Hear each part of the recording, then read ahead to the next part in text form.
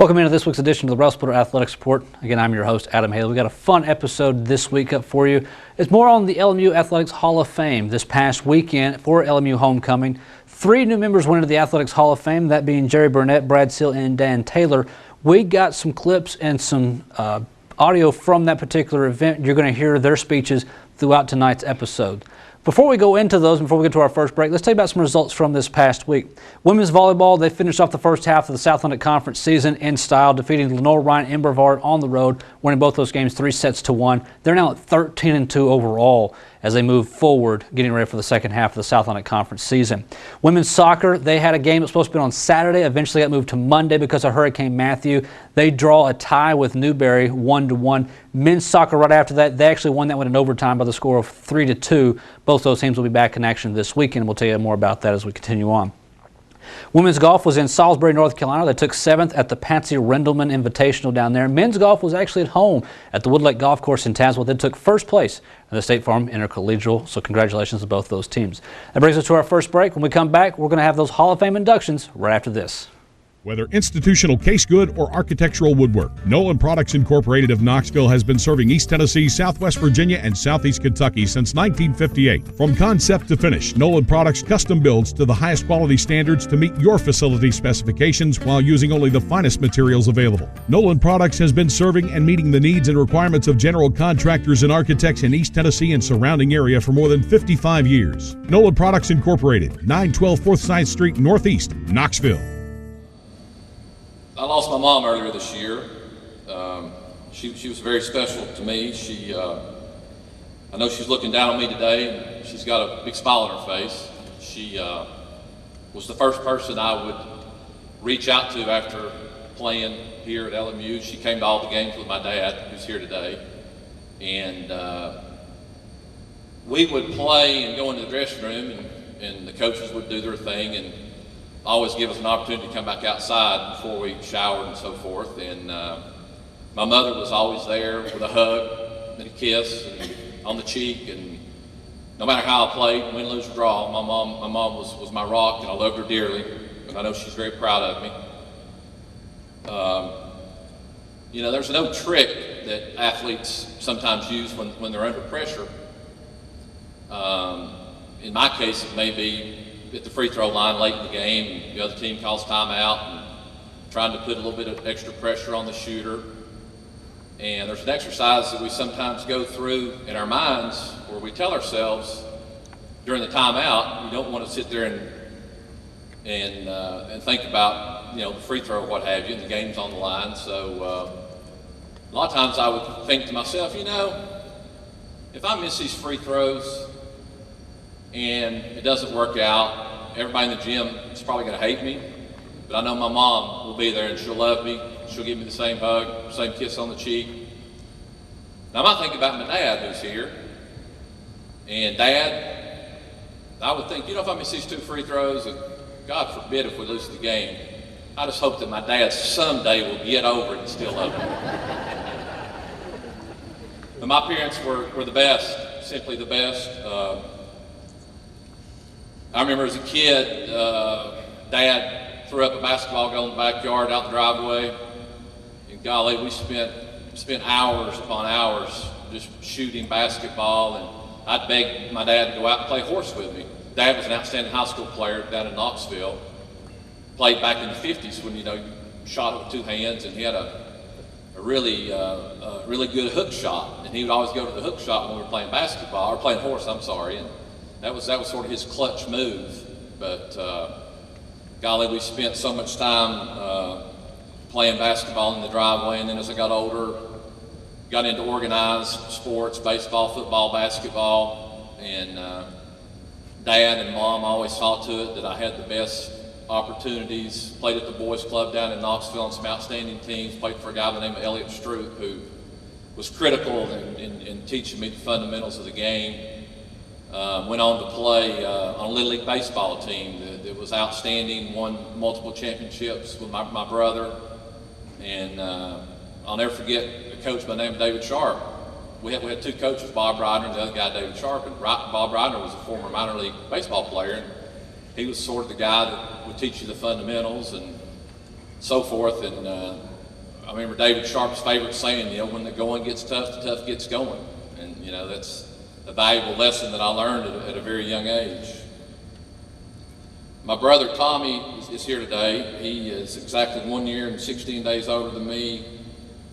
Tommy was a great athlete, and again, we played from the time we could walk. We played basketball together. We'd get out in the driveway and play one-on-one, and I finally got to an age where Tommy went on and played football at Eastern Kentucky University, and I concentrated more on basketball. So at some point, I turned the corner, and we were pretty even when we played one-on-one. I got to the point where I could get him pretty good, maybe 3 out of 4 times, and at some point, I guess he learned that I was probably going to maybe get the best of him. The game would always end short, but always end up in a fight, which he would usually win the fight. So, my wife Michelle is here today. Michelle and I met at LMU. She grew up over in Bell County, Kentucky. She went through the medical technology program here at LMU and made straight A's. Michelle made straight A's and took all the hard classes, the physics and the organic chemistries and the anatomies and so forth. It's the kind of classes that we athletes heard about. We didn't necessarily take them, but we always knew they were there, that they had. But she was a fine student, and I love her dearly. As Jody said, I played high school ball in Knoxville, Tennessee, and went to Walters State, and hadn't heard much about LMU. They really didn't recruit me out of high school. I had some schools that were recruiting me, and LMU, of course, was not one of them. And so I get to Walters State and played on a really fine basketball team for 2 years. And the recruiting process starts over again, basically, when you go to junior college. And LMU still really was not recruiting me. As a matter of fact, I had visited Belmont. There was a coach down there by the name of Don Purdy, and was pretty much headed that direction, that I was going to go to Belmont. And I think it was around maybe late February, I get a call out of the blue from Rick Bird. I didn't really know who Rick Bird was, and he had been hired as the head coach at LMU. And Coach Bird introduced himself, of course, and asked me would I be interested in visiting. And I thought about it, and almost didn't visit, because I was decided that I was going to go to Belmont. And as it turns out, my teammate Toby Howell, who was a point guard at Walters State, also was being recruited by LMU. So Toby and I get together, and we decided let's go up and check things out, and we did. And both of us, of course, signed and came up here as juniors. Toby is, we were really good friends at Walters State. When we got to LMU, we roomed together. We became best friends, ran around together. Toby called me yesterday and congratulated me. He wanted to be here, but his wife had planned a wedding and he was unable to attend. And if you know Toby, you would appreciate the phone call. He calls me up and says, "Man, I'm proud of you, congratulations, and that's great, and I wish you could be there. And can you believe my wife would plan a wedding on a day that UT plays football?" He said, "I am so mad at her, I can't believe that she would do that." Toby's a great guy. He's a great point guard. He's just a great friend and a really, really special player. When I came to LMU, as Jody said, he mentioned Keith Beck. Beck was All-American. I think he was Player of the Year, High School Player of the Year in Virginia out of Roanoke. Fantastic player, a guy by the name of Will Roberts from the Atlanta area, was All-Conference. Toby was a starting point guard. I came in as a 2 guard. And as Jody said, it was a good year. We won 22 games and ended up 9-1 in the conference and won the conference championship. One of the things that was special about that team is we got an opportunity to travel down to the French West Indies, to the island of Guadeloupe, and play. We were down there for, I think, 7 or 8 days and played 4 or 5 games. It was really neat. We played international rules, which are a lot different than American rules. And we coincidentally flew through New York, flew through LaGuardia, which I'd been on a plane maybe once or twice my entire life, just like the other players. So it was pretty neat to go to New York City, and we stayed stayed there at Times Square and went over and watched the Yankees game. If you remember Reggie Jackson, he'd gotten traded to the Angels and came back to the Yankees.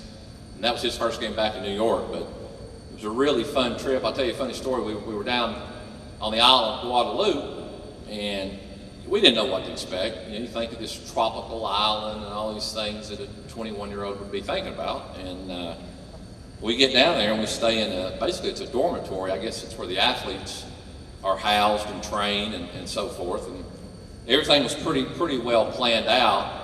We had an entourage with us the entire time. Of course, it's a completely French-speaking island. We had an interpreter with us.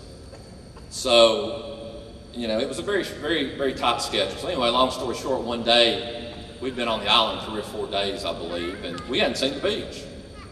So we had a free afternoon. So y'all do whatever you want. So there was 3 or 4 of us that jumped on a double-decker bus. It's a very underdeveloped island, and we head over to the beach. There was nobody there.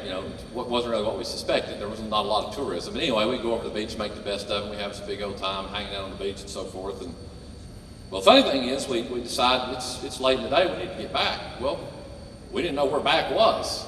We were staying in a dormitory. We're not at the Hilton or the Westin. So we grab a cab driver who speaks French, and we're trying to explain to this guy where we need to go, which we didn't know where we needed to go. Of course, it's a tiny little island. And it was kind of funny because he said he figured out that we were the Americans and our games were on television. So, American basketball. And that's the way that he knew how to take us back to the dormitory. So we made it back safely. Coach Bird, if you follow men's basketball, he's become a legend. He's a great coach here, has followed that with a great career down at Belmont. What I remember about Coach Bird is he was meticulous. I mean, he was the coach that when you practiced, he had these postcards, and it was drills were down to the minute and down to the second.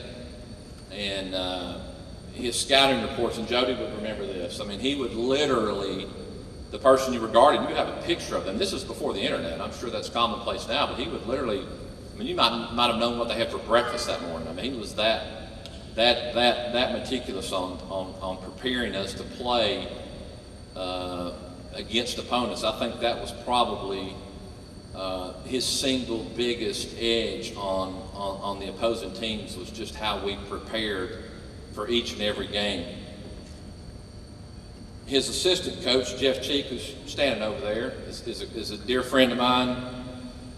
Jeff, I met through LMU when I got here. He was a great basketball coach, and more importantly, he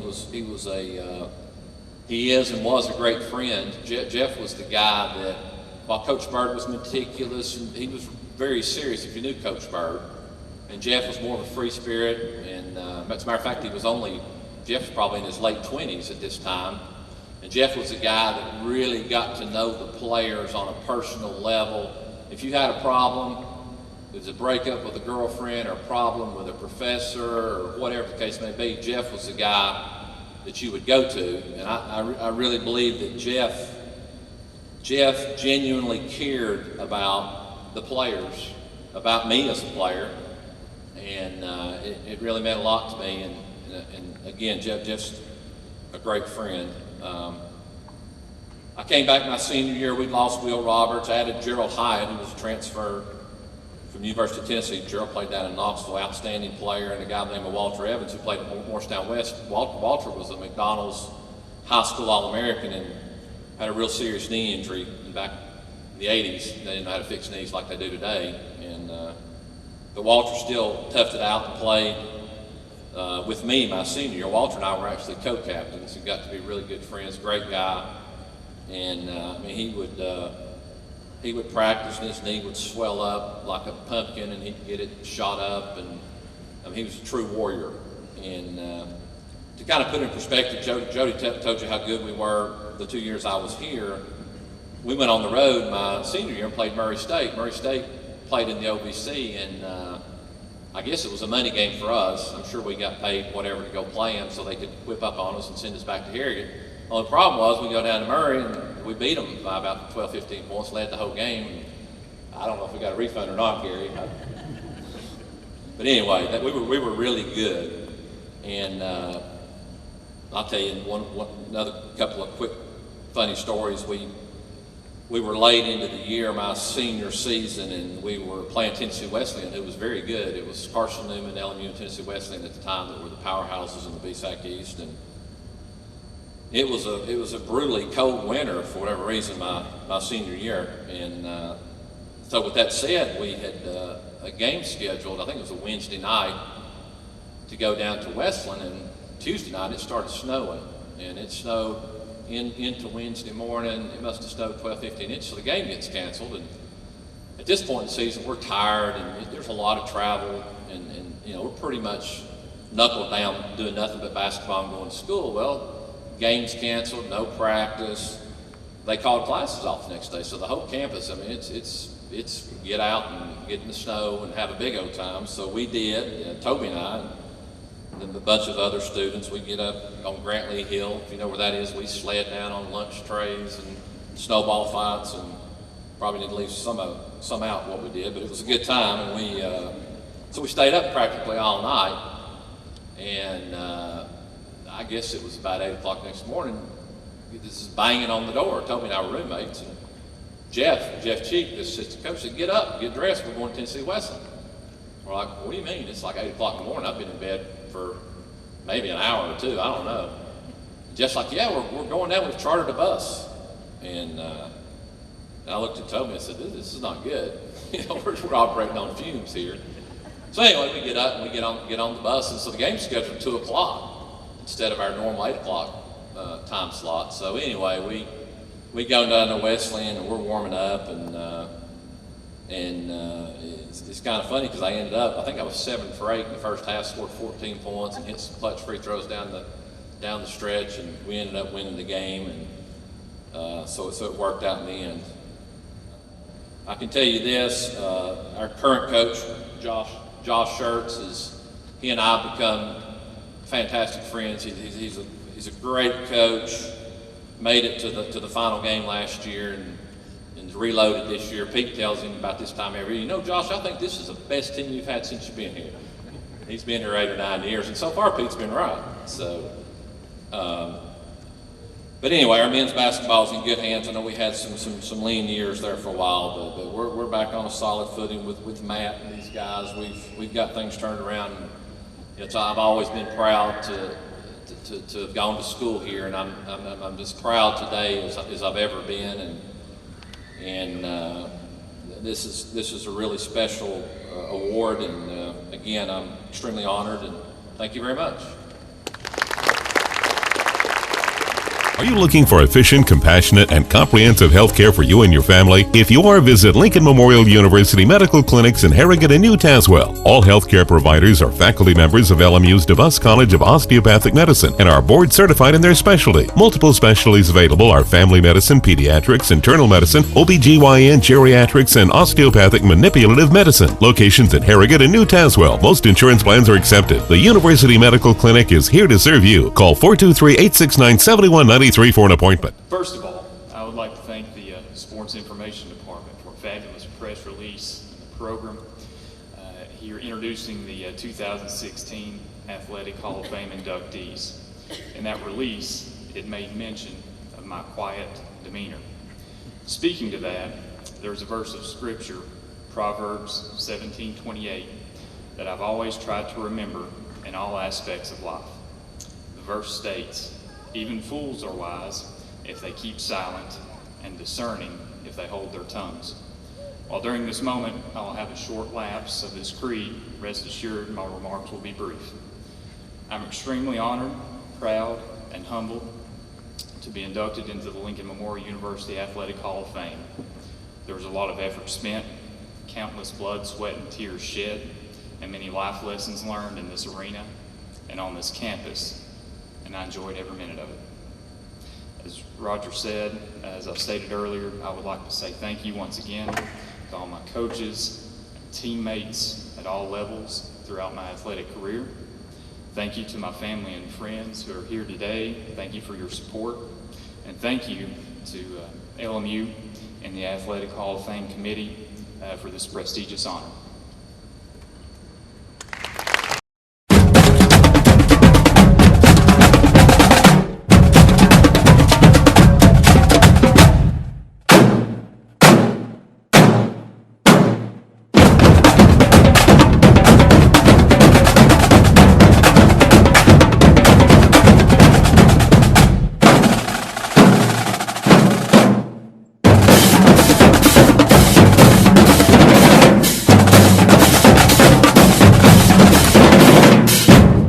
Good morning. Ain't it good to be alive and be in Harrogate, Tennessee, for this beyond proud occasion.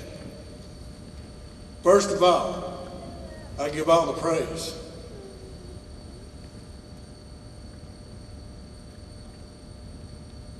I told you.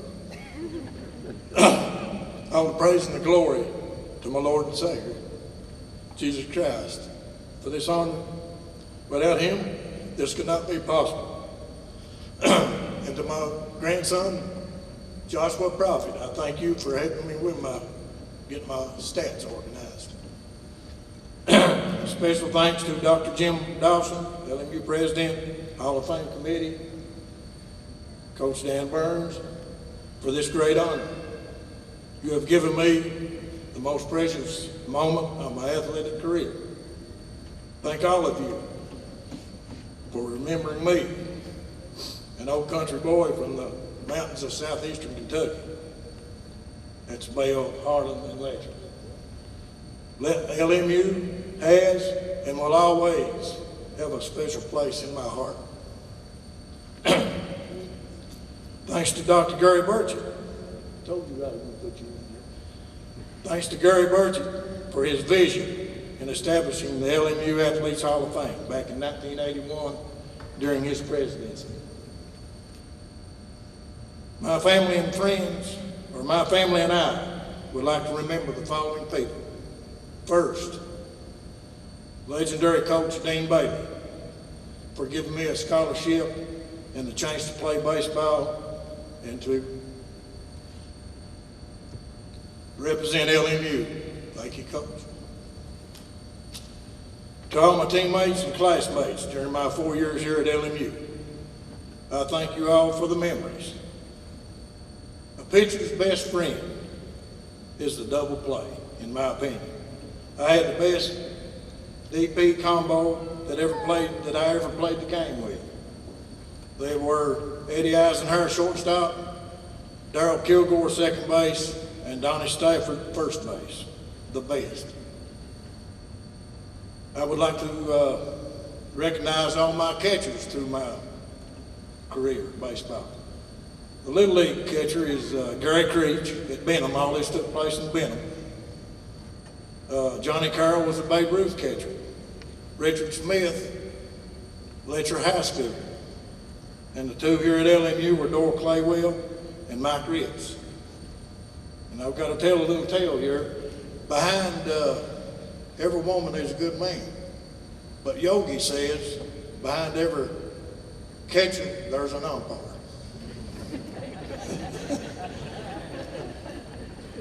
And I had another one, but I'll tell you later. But anyway, the Bible says, where there is no vision, the people perish. I am proof that the vision of LMU prepared me for a career of 30 years in teaching in the Letcher County, Kentucky public schools. LMU has exceeded in the past, and it is my belief that it will continue to strive for excellence in the future. Now I want to tell you about two legendary professors that I had.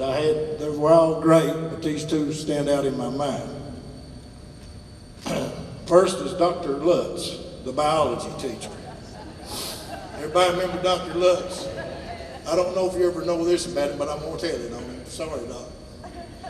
Right in the middle of a lecture, he comes out with it. He says, how many in here takes a shower? Hands went up. How many in here takes a tub bath? Hands went up. He said, you mean to tell me that you'd wash your face and what your hind end has been in? So the girls are just with me. They just had to give that up.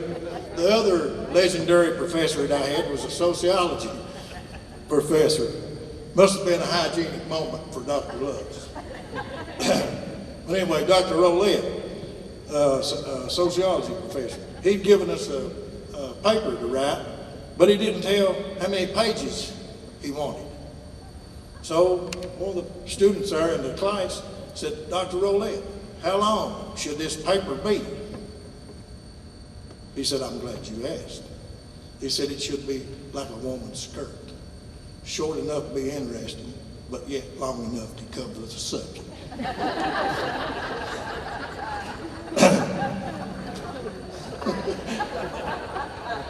But anyway, although I did not graduate cum laude, I did graduate, thank you, Lottie, on June 8, 1969.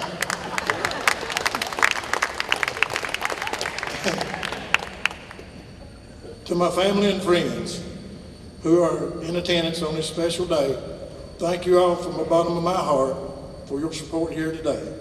Y'all will never know how much I appreciate you all. I love you all. I am #beyond proud to represent the class of 1969 in the LMU Athletes Hall of Fame. Hole number 7 is just touchstone play. Now this I want to share a little of my Southern heritage. If Dr. Burchett, if you see Miss Carol, tell her she missed it, but I didn't forget. But anyway, President Lincoln's favorite song back in the day was none other than Dixie. They asked him, what song do you want to play, President? He said, Dixie. So old times there are not forgotten. And one thing for certain, old times here at LMU will never, ever be forgotten. Thank you all very much, and may God bless and keep all of you. Make K&K Metal Sales your only stop for all your residential and commercial metal building needs. For the past 23 years, K&K Metal Sales has covered the tri-state area with quality custom roofing and siding with many grades, gauges, and colors in stock. If you're looking for complete steel or wood building packages or steel or wood trusses, K&K Metal Sales can help with that, as well as heavy-duty custom carports. Great folks and great prices. Stop by K&K Metal Sales located at 6986 Cumberland Gap Parkway or call 423-869-4261. Welcome back into Railsplitter Athletics Report. As we finish off tonight's show, let's tell you about some events that's coming up this week for LMU Athletics. Women's volleyball is in non-conference action. It's the South Atlantic Conference versus Peach Belt Conference Challenge. They're in Jefferson City, Tennessee. 4 matchups against the Peach Belt. They'll take on Augusta on Friday at noon. They'll follow it up with Lander at 4 p.m. again on Friday. Saturday, they got Georgia College at 1 p.m., USC Aiken at 5 p.m. Women's and men's soccer, they're both at home this weekend taking on the Coker Cobras. Both those teams will be looking for big South Atlantic Conference victories. For Coker, trying to get back to a little bit of normalcy after Hurricane Matthew ripped through Hartsville, South Carolina last week. Men's bowling team, they're back on the road again this weekend. They are the Road Warriors, it seems like, here in the fall. They'll be in Beaver Creek, Ohio for another bowling match. And then very on into next week, on next Tuesday, women's volleyball, they're at home, taking on Carson Newman University. It's the rivalry we all love to be a part of. That'll be at home, 7 o'clock start. If you come out, it is social media night. And if you cannot make it out, we'll have the coverage with the LMU Sports Network. That's going to do it for this week's edition of the Railsplitter Athletics Report. I'm Adam Haley, and we'll see you next week.